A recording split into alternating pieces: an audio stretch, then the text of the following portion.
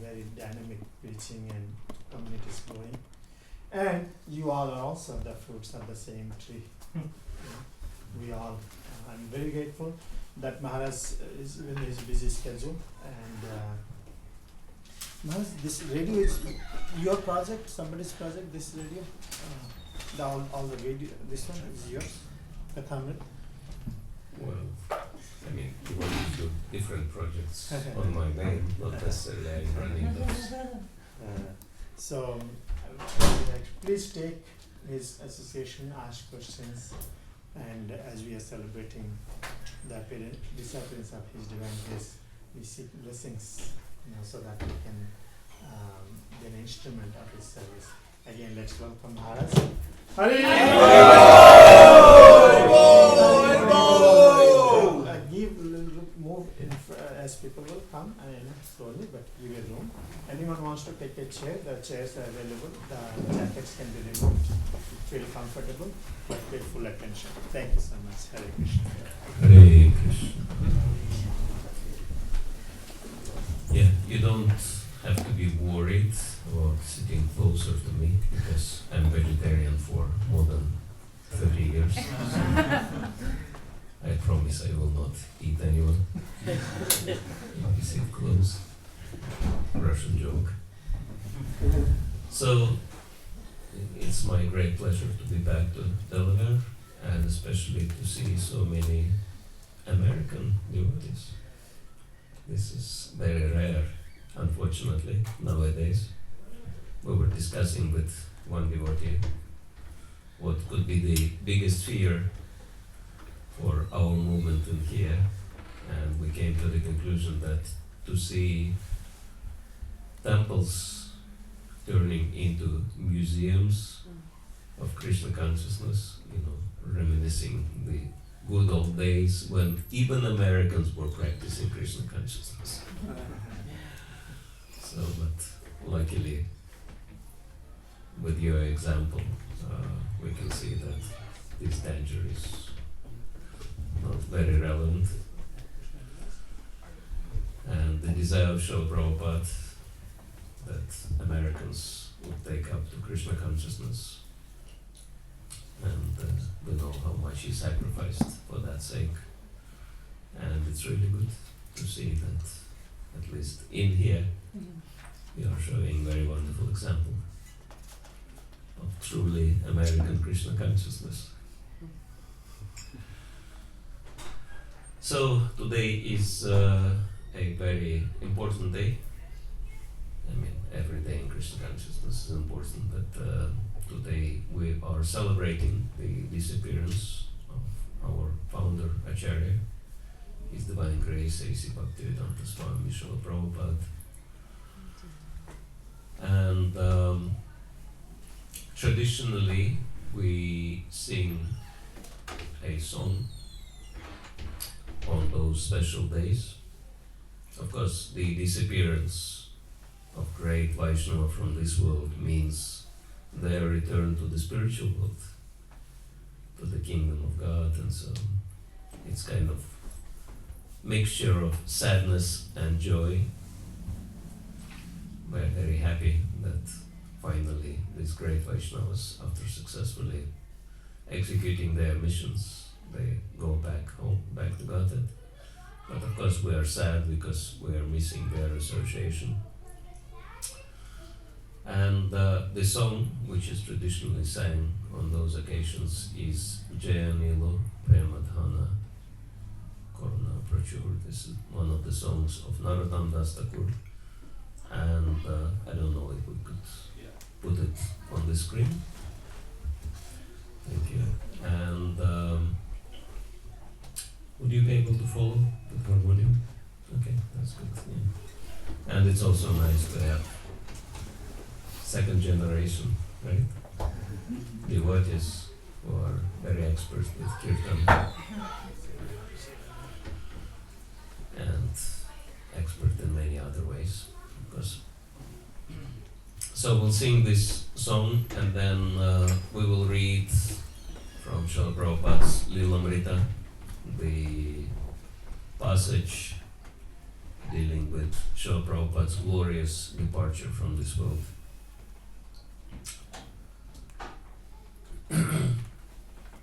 So we have the text for all of you here.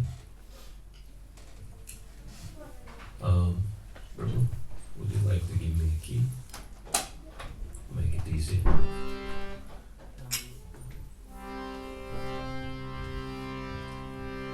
Janilo,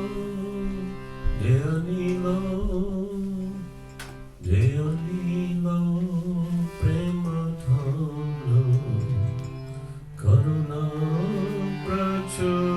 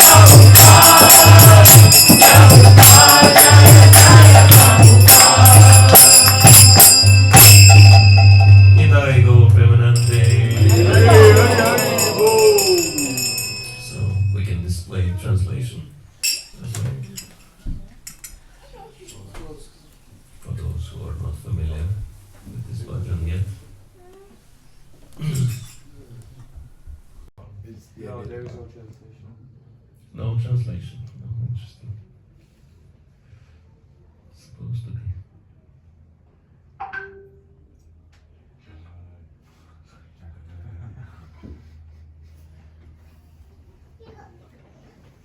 Yeah. He who brought the treasure of divine love and who was filled with compassion and mercy, where has such a personality as Advaitacharya? Gone. Where are my Swarup Damodar and Rupa Goswami? Where is Sanatan? Where is Raghunath Das, the savior of the fallen? Where are my Raghunath Bhatta and Gopala Bhatta, and where is Krishna Das Kaviraj? Where did Lord Gauranga, the great dancer, suddenly go?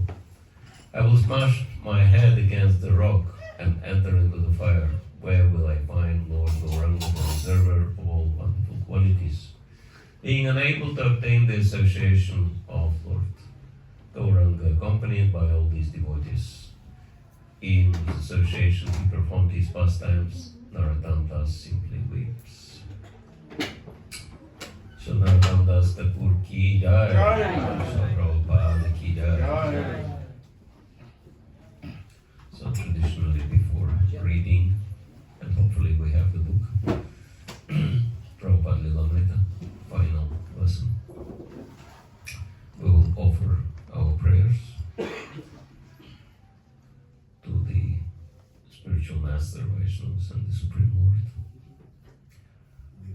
Om Yantimaram Samvedam Shulkaya Chakshurmilitam Yaya Tasmai Shri Gurave Namaha Shri Chaitanya Manovistam Sthapitam Yena Bhutale Swayam Rupa Kadamayam Dadati Swapadantikam Vanchakalpatarubhyascha Kripa Sindhubhyascha Patitanam Pavanebhyo Vaishnavebhyo Namaha Shri Krishna Chaitanya Prabhu Nityananda Shri Advaita Gadadhar Shri Vasati Gaur Bhakta Vrinda Hare Krishna Krishna Krishna Hare Hare Hare Rama Rama Rama Hare Hare Dai Mahatma Prabhu Nima Shatim Shpusha Om Gana Sada Sasata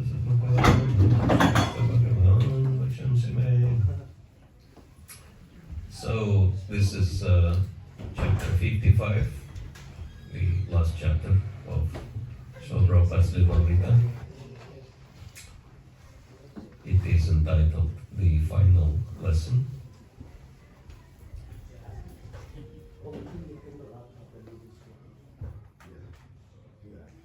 So we will be reading from the very end of the chapter.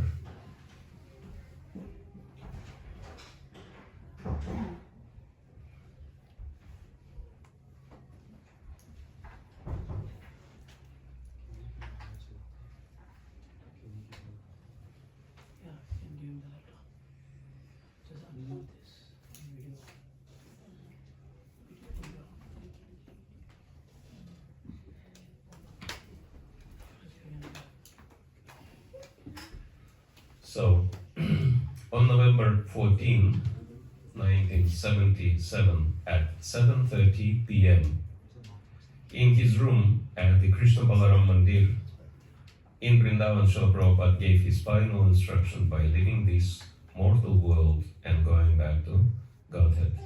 His departure was exemplary because his whole life was exemplary. His departure marked the completion of a lifetime of pure devotional service to Krishna. A few days before the end, Srila Prabhupada had said he was instructing as far as he could, and his secretary had added, "You are the inspiration." Yes, Srila Prabhupada had replied that I shall do until the last breathing.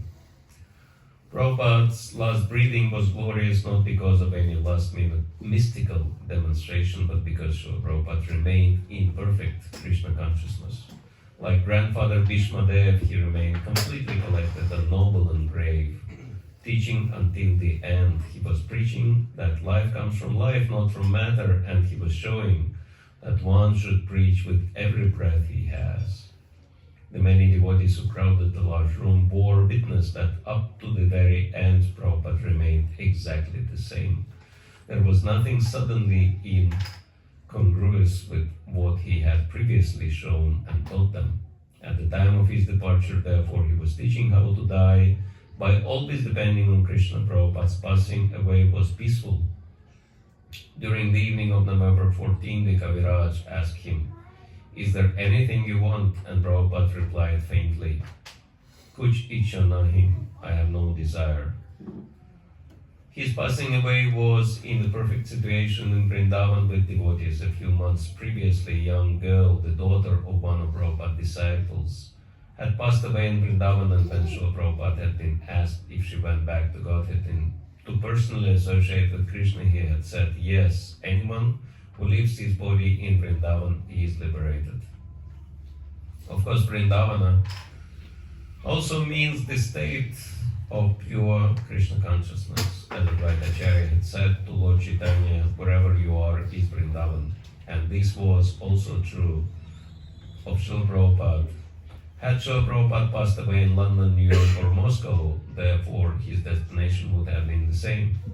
As Lord Krishna states in the Bhagavad Gita, one who is always thinking of me, surely he attains to me. But because Vrindavan Dham is the quintessential realm of Krishna consciousness within the universe, the ideal place for departure from this world, so it was yet another exemplary feature of Srila Prabhupada's life that he went back to Godhead with Vrindavan as his last junction. Those Vaishnavas who had taken the vow never to risk leaving Vrindavana could see that Srila Prabhupada, after sacrificing everything, including the benefit of residing in Vrindavana, to deliver fallen souls in the most God-forsaken location of the world, had returned to the holy land of Vrindavana, and from there had departed for the original abode of Lord Krishna in the spiritual sky. I heard that, the word God in America is actually an acronym. It's not the name, but the acronym which stands for Gold, Oil, Defense. You're not right. So, looks like when Americans put in God we trust, this is what they mean.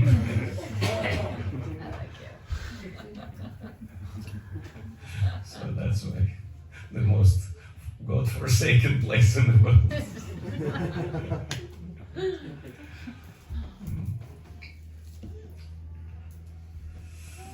As stated in the Srimad Bhagavatam, anyone who executes service in Vrindavan certainly goes back to home, back to Godhead, after giving up his body. Srila Prabhupada's departure was also perfect because he was chanting and hearing the holy names of God. Thus, the Supreme Personality of Godhead was present at Srila Prabhupada's passing, just as he was at the celebrated passing away of Vishmadev, who said, "Despite his being equally kind to everyone, he is graciously come before me while I am ending my life, for I am his unflinching servitor." As Lord Krishna came before Bhishmadev, assuring him and everyone else that Bhishma was returning back to Godhead on leaving his body, so the Lord in his incarnation of Namavatar, the Hare Krishna mantra, was present for Srila Prabhupada's departure. Srila Prabhupada's life had been dedicated to spreading the holy name to every town and village, and for a month he had been surrounding himself with the holy name. For his passing away, he especially wanted to fill the room with devotees chanting Hare Krishna, and Krishna fulfilled that wish. Srila Prabhupada therefore departed under the most favorable circumstances possible, in the most sacred place, Vrindavan, surrounded by Vaishnavas chanting the holy name. Alright, so there is much more to that. And this is just an advertisement for those who haven't yet read Prabhupada's Lilamrita. Very wonderful book. And I think Srila Prabhupada's example is not less and possibly even more important than his own books, because he's been a perfect acharya, perfect example of everything he ever taught. And that is the biggest secret of his success, that he never...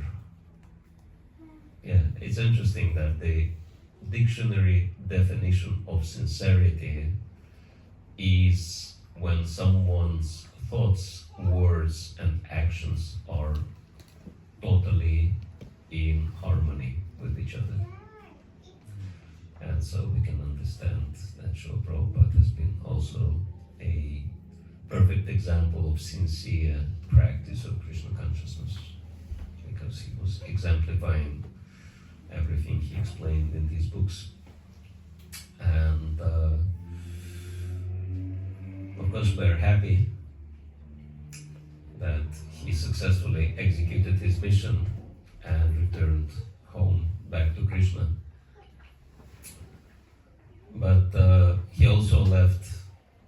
huge legacy behind for all of us. And of course, there is so much to that legacy. Srila Prabhupada's wonderful books, which changing people's lives, and there is so much to say about that. And Srila Prabhupada's amazing disciples, wonderful devotees, and of course temples. And luckily, many of those temples established by Srila Prabhupada are in here, in this glorious country. Definitely. I was thinking that the word America could be connected to the Sanskrit word Amara, which means immortal. So, somehow or other, America is blessed by the position of global leader.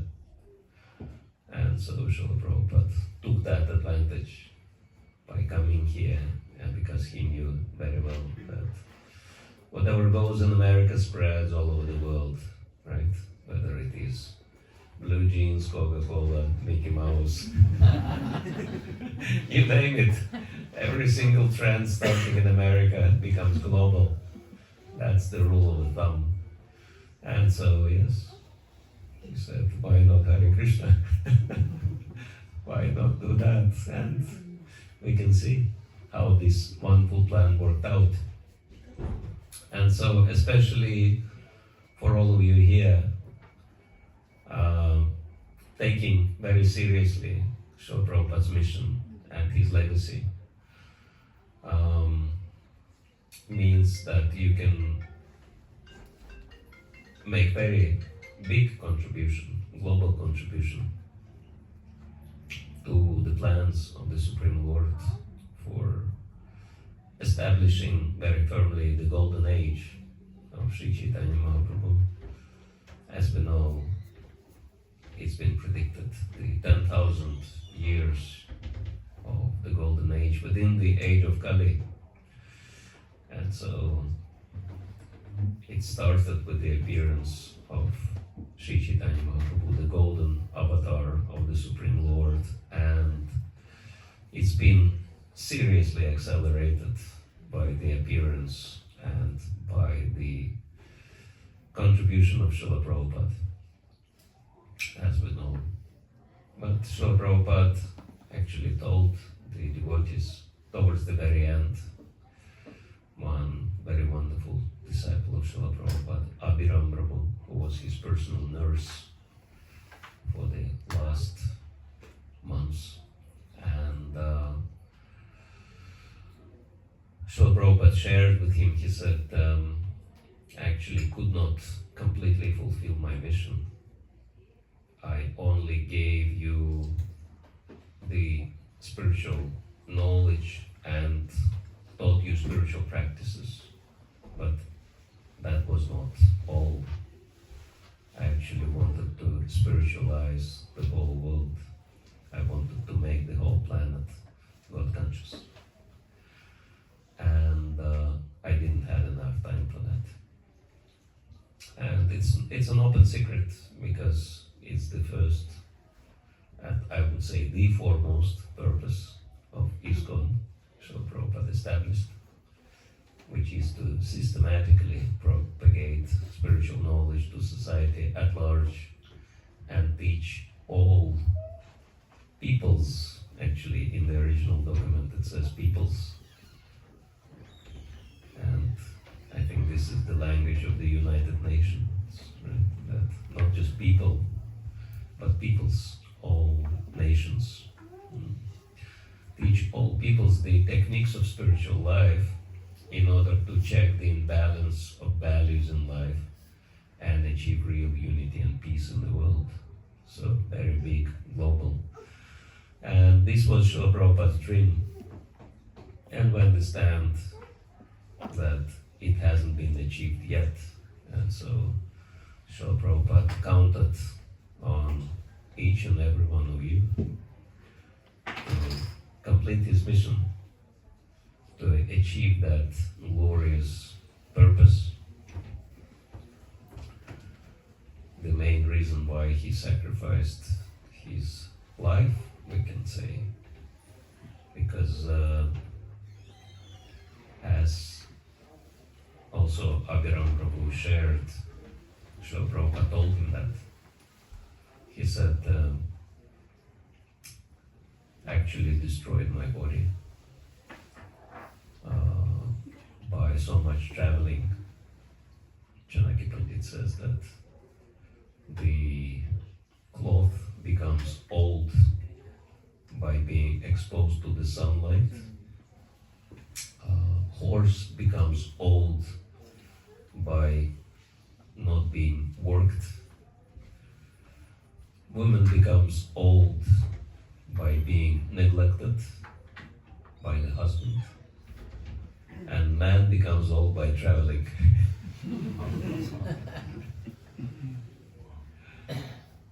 I know it's really true. It is really true.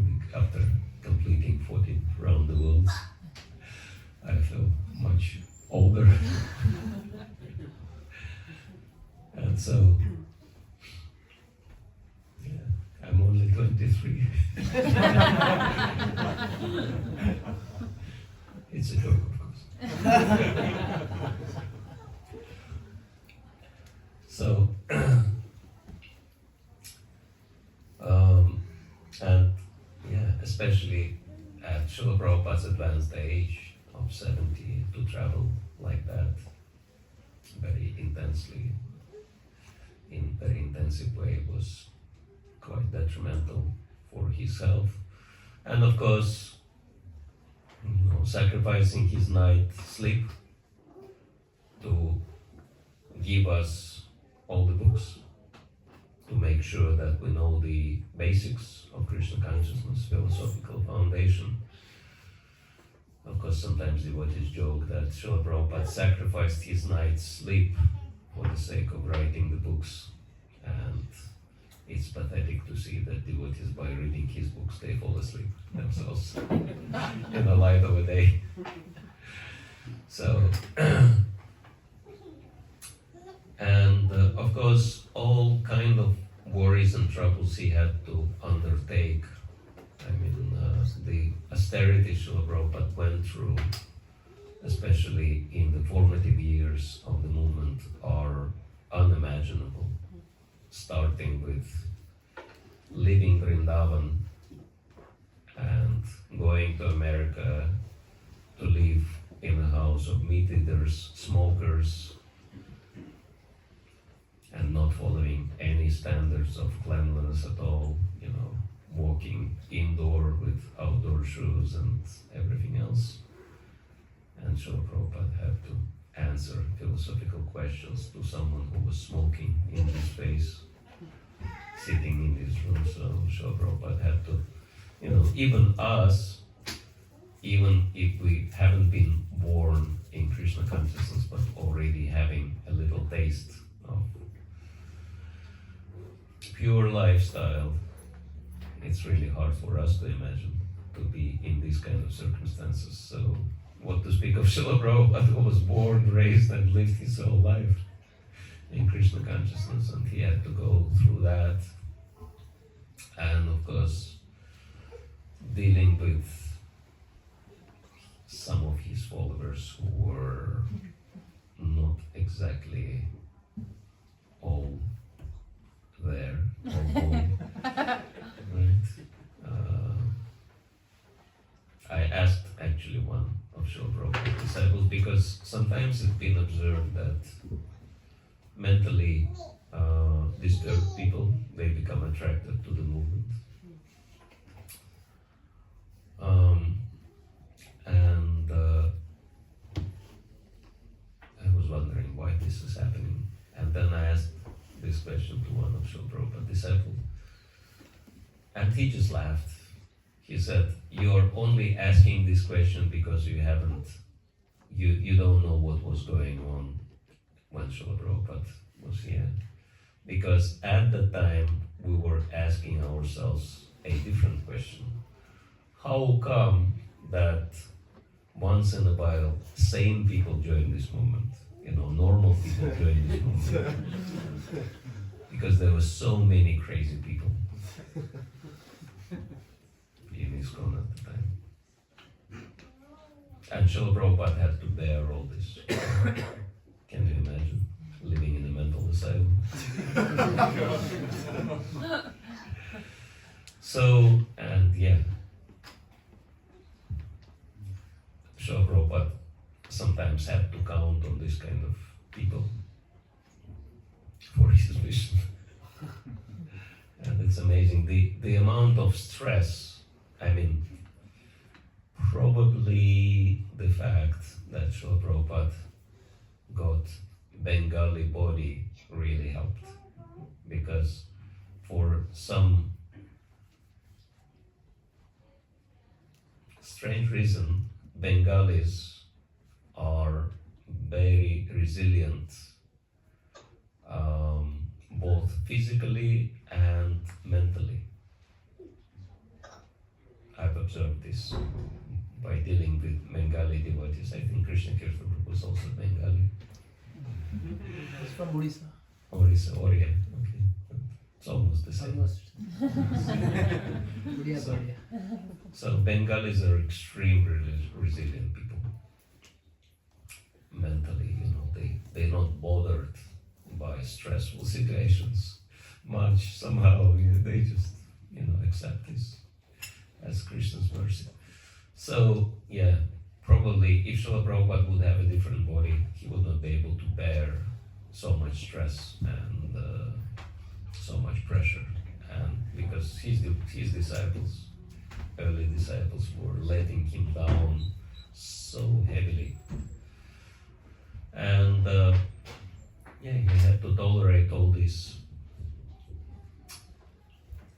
for the sake of giving us what we have. And now we can take the legacy and build on it. And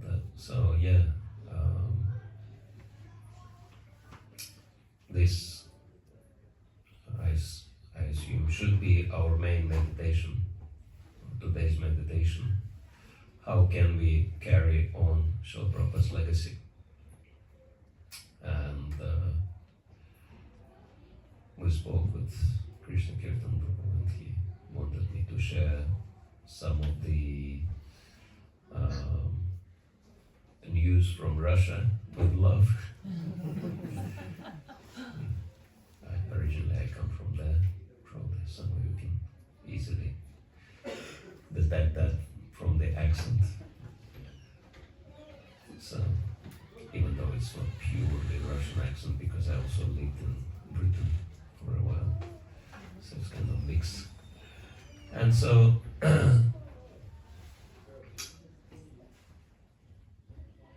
I probably outside of, I'm not exactly sure what's going on in South America. I heard that the movement is also thriving quite successfully there. But in most countries, the movement is continuing thanks to Indian communities, which of course Srila Prabhupada was very happy about. But he also wanted local people to join the movement, and that's why it's so inspiring to see Americans in the Delaware community. And so Russia is a very interesting example because it grows very fast in terms of numbers, and they're all Russians, almost 100%, maybe 99.99999 all Russians, because there are very, very few Indians in the country. And it grows so fast thanks to devotees' creative approach in terms of Krishna consciousness. Actually, Srila Prabhupada predicted that this movement will spread all over the world through education and culture. Right? So it's not so much about religion. Interesting. If Krishna consciousness is a religion, then why the Supreme Lord would declare at the end of Bhagavad Gita, Sarva dharman parityaja mamekam sharanam vraja, abandon all varieties of religion and just surrender unto me. So we can understand that Krishna consciousness is much more than a religion, right? It's a spiritual science, universal spiritual science, and it's interesting how the first purpose of ISKCON doesn't even have the word God in it, what to speak of Krishna. So it's very universal, very broad. And so the devotees in Russia really figured it out, apparently. And the numbers are growing because devotees conduct a lot of educational and training courses on different practical subjects such as psychology, astrology, whatever you name it, whatever is popular. And cultural aspects are also becoming more and more popular. It's very interesting that lately I came across one lady who's been practicing Krishna consciousness for a while. And she's a designer by profession and very gifted in poetry. And she put the entire Ramayana in form of a poem in Russian language. And it's been so impressive that her poems are being translated now in different languages as well. And she creates very interesting shows, mostly involving, well, I would say only involving ladies, kind of organizing transcendental beauty contests and providing ladies with very unique kind of dresses.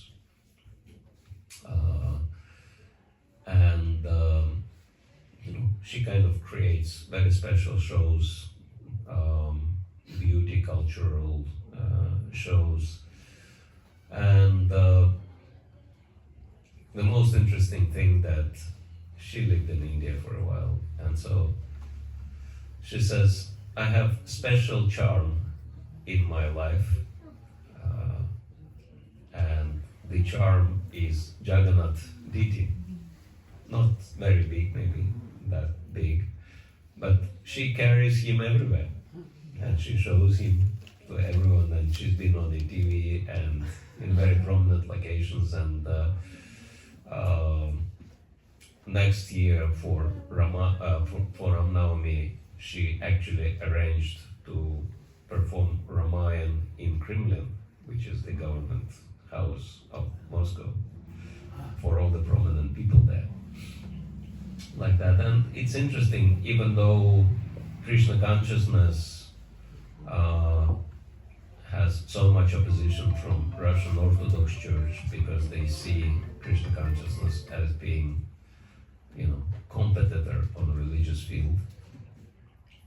But nobody opposes her, because her performances are taken as culture. And so that's a huge advantage, because culture is always attracting a lot of attention from high-class people. And Krishna consciousness has, the oldest and the richest culture in the world.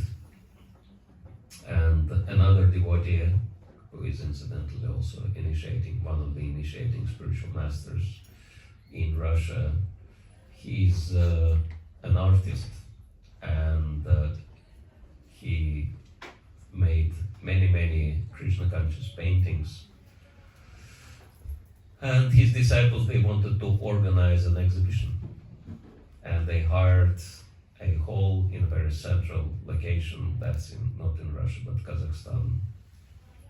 And so they put all these paintings there, and devotees, of course, they organize nice prasadam, nice kirtans, bhajans in different halls, and so many, top level people visited that exhibition, and devotees were interviewing them, and they were telling that we never knew that such a culture exists in Russian-speaking world. So yeah, because in many ways, different categories of people, as they say in Britain, different leagues, different social levels, they don't really interact much, right? Everyone lives in their own realities, right? And so they become only interested in things which are closer to them, etc. And so yeah, it's interesting that devotees, they use these different leverages to reach out to this high level, elite level of the population, and it's very inspiring because Krishna says in Bhagavad Gita, this is chapter 4, text 2, I believe, Evam Parampara Praptam Imam Rajarshe Vidu, that this spiritual knowledge was passed down through the chain of disciplic succession and it was meant for saintly kings. So this is whom Krishna consciousness is really meant for, saintly kings. So the leaders of the society, because we can imagine, even if one leader of the society takes it up, how much he or she can do, right? Like lately, one devotee who has been a former chief prosecutor in a prominent city in Russia, he started practicing Krishna consciousness, and it's very interesting how he started practicing. His wife started practicing Krishna consciousness, and because he's been so much attached to his wife, finally he also took it up. And once he took it up, he was thinking, what's going on in this movement? It's not properly represented. So he invested quite a few $1 million to create a marvelous center with first-class restaurant and hotel and conference rooms, and of course temple is also there, and beautiful garden, like certain plants in that garden are costing thousands of dollars, like that. And it's interesting that he's not allowing everyone to come to that center. It's by invitation only, because he realized that everybody comes and they create kind of, like some devotees were coming and kids running around and breaking his plants, multi-$1,000 plants. So he was asking, what do I do about that? I said, just invite those people who like that. So we created that. And so we, of course, with the pandemic restrictions, we also had to limit numbers of people participating. So I was celebrating Janmashtami with them, and only those people who've been registered were allowed to attend. And then closer to midnight, maybe about 11 p.m., one lady came to the door, to gate, and she was, telling him that I know I was supposed to register my name, which I haven't done, but I really want to attend. Would you make an exception? And he said, my apologies, we cannot make exceptions. We have very strict rules here in India. So she said, yeah, I can understand that, it's fine. So she turned around, started walking away, then she stopped, and then she came back and she said, maybe you would be willing to reconsider. And then she showed her ID from the central government. And he said, you have to tell that up front, and of course we would let you in. So, but she didn't come because of her duty. She came because she was interested in Krishna consciousness, because she wanted to attend Janmashtami, like that. So the like attracts like. So we can understand that if these kind of people take up to Krishna consciousness, and that was one of the primary reasons why Srila Prabhupada was so interested to always meet with leaders of the society. And we can see that, for example, Srila Radhanath Maharaj, he makes that point that he always takes an opportunity to interact with leaders and introduce them to Krishna consciousness one way or the other, because this was Srila Prabhupada's, very large part of his mission. And so, for all these different reasons, the movement is growing in Russia, and I'm really hoping and praying that America would also, it's gradually happening, and it's wonderful that some of the devotees understanding this mood and mission of Srila Prabhupada and try to introduce Krishna consciousness through education and culture. And so I'm looking forward to the next level of the development in this country, where when most of the devotees understand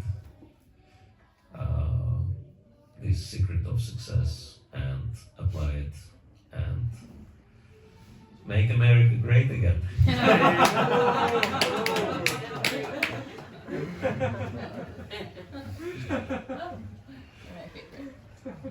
A great in Krishna consciousness. So, Hare Krishna. We still have a few more minutes. If anyone wants to say something or ask, suggest or complain, please. Hare Krishna, Prabhu. My name is Emmanuel. Excuse me. Hare Krishna, Maharaj. Prabhuji. My name is Emmanuel. I have a question. When it comes to practicing in Krishna consciousness, normally I have times where it's just, I just don't know what to do, and I know I want to serve Krishna, but I just feel like I don't have confidence. I know I have skills in maybe woodworking, doing some art, and also maintaining. I want to maintain, but it seems as though that I'm very I'm jumbled. So how can I bring myself to be more straight, like a sharp shooter? Yeah. How do we become more confident? By associating with those who are confident. And of course, desire to maintain is very wonderful, because maintenance is in the mode of goodness, right? That in mode of passion we create, in mode of ignorance we destroy, but mode of goodness is the only mode which allows to maintain. And so, definitely we have very wonderful potential, and by associating with those who have confidence, you can develop more confidence as well. And of course it comes with faith. But the development of faith, because we can see that in the material world there are so many overconfident people who fall flat on their face at some point and many times never get up again.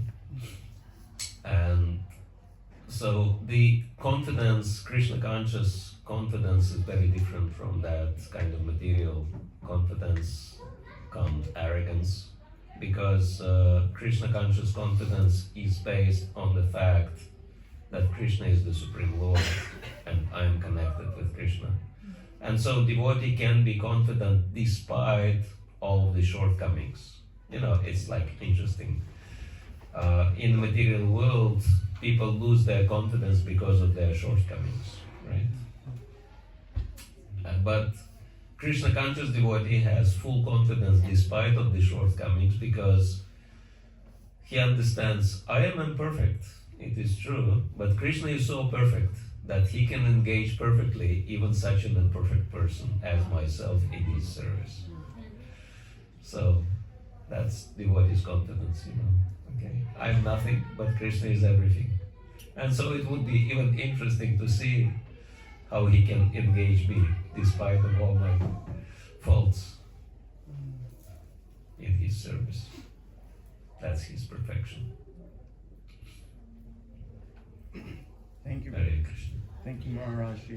Welcome. Hare Krishna Maharaj, thank you so much. I really like the point you made about how Krishna consciousness is so universal and non-secular, and you know, it's for everyone. What I find that sometimes when I'm introducing Krishna consciousness, it doesn't necessarily come off that way, or you know, if someone visits the temple, it might seem more specific or narrow than it actually is. You know what I mean? Like, so how can we kind of stress that really important point that it is universal, it's non-secular, and it's a spiritual science, it's for everyone? Yeah.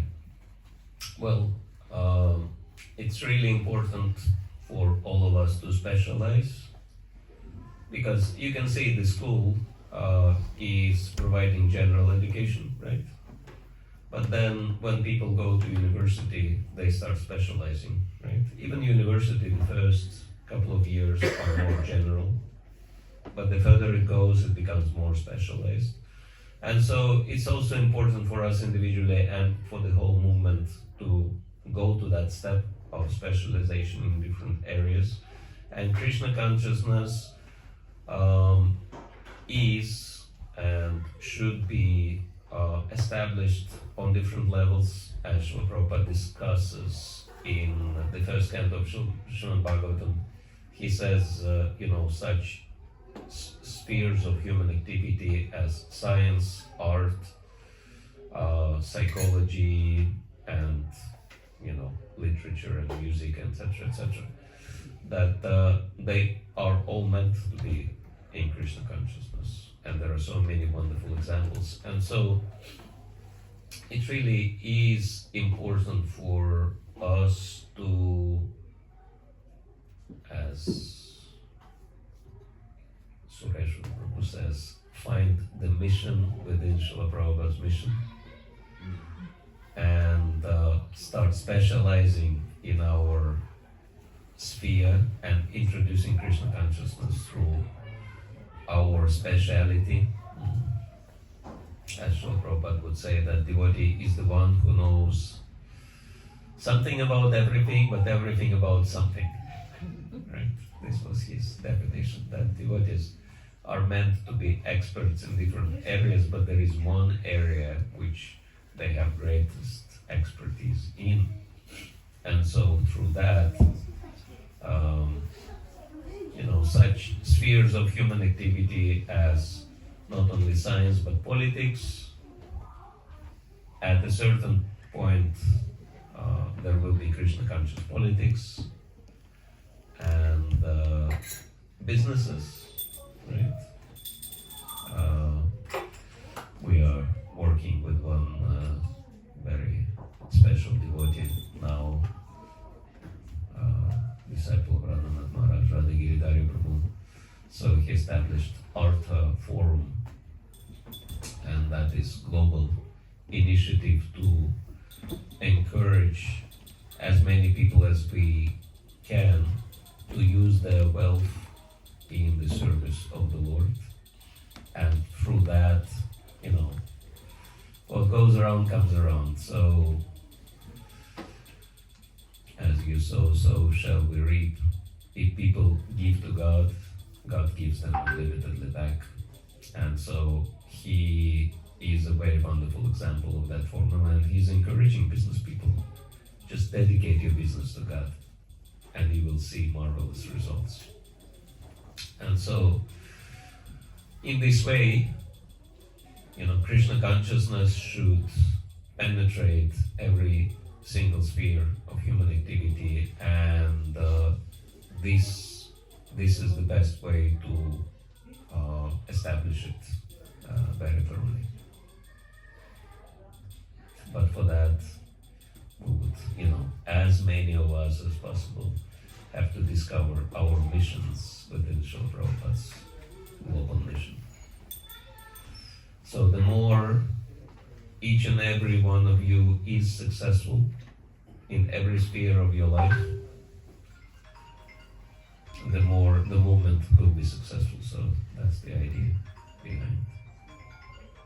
So it's not just preaching by the words, but preaching by our lives, preaching by our actions.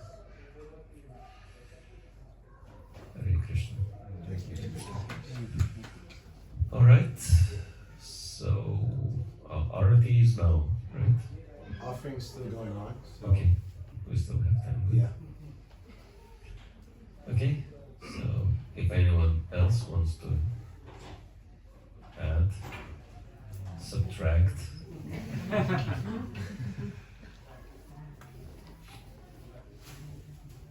ask whatever question you want to ask. Maharaj, I don't have a question, but thanks for coming back to Delaware. We are very blessed. Good to see you, Radha. You look 23. Well preserved. Yeah. Krishna's mercy. Thank you. Okay. Let's get the street. Alright, so The offering does have to be done. Okay, so can I? You have more questions?